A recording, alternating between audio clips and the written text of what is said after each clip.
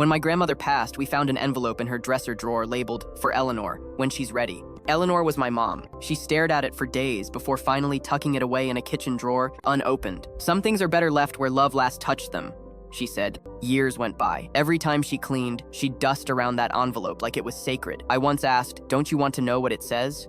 She shook her head. "I already do." She'd only write if it was love or forgiveness. Either way, I've felt both. After Mom died, I found the same envelope still sealed. I held it for hours before I decided to open it. Inside was a single line written in the graceful handwriting I remembered from childhood. "You became everything I prayed I could be." I sat on the floor and cried, not for the words, but for how right my mother had been. She didn't need to open it because she'd lived it. I took the letter to my own room, laying it carefully on my desk, the handwriting curling like it still carried my grandmother's warmth.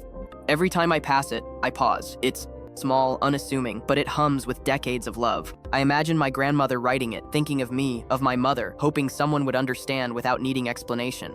I sometimes read it aloud, my voice catching in my throat, the line simple yet infinite. Friends ask why I don't frame it behind glass. I tell them, it's alive, it needs to be held, even just a little. I've started keeping letters from loved ones in a special drawer now, envelopes stacked neatly, each a whisper from the past. Sometimes, I write my own letters I'll never send, letting them rest beside theirs, letting the cycle of love stretch farther. On rainy days, I trace the letters with my fingers, feeling the curves of each word, imagining the hands that formed them.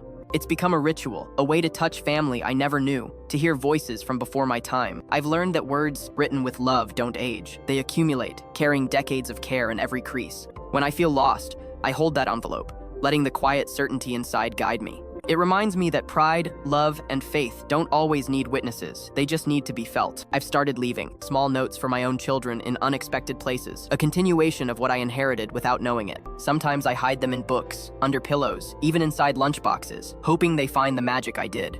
My mother would smile at that. I think seeing the thread continue, seeing love, move without explanation. I imagine my grandmother somewhere, smiling too, knowing her words traveled decades, reaching hearts she never expected to touch. Even friends who've lost parents or grandparents come to me, drawn to the quiet power of a single line, a single thought preserved. We talk about inheritance, not money, but presence, proof, affirmation. The envelope has taught me patience. It has taught me that some love is slow, measured, and intentional. It's taught me that waiting doesn't diminish love, it intensifies it. I keep the envelope open on my desk now, a reminder that the messages that matter most are often the ones we already live before reading. Sometimes, late at night, I whisper to it, "I heard you."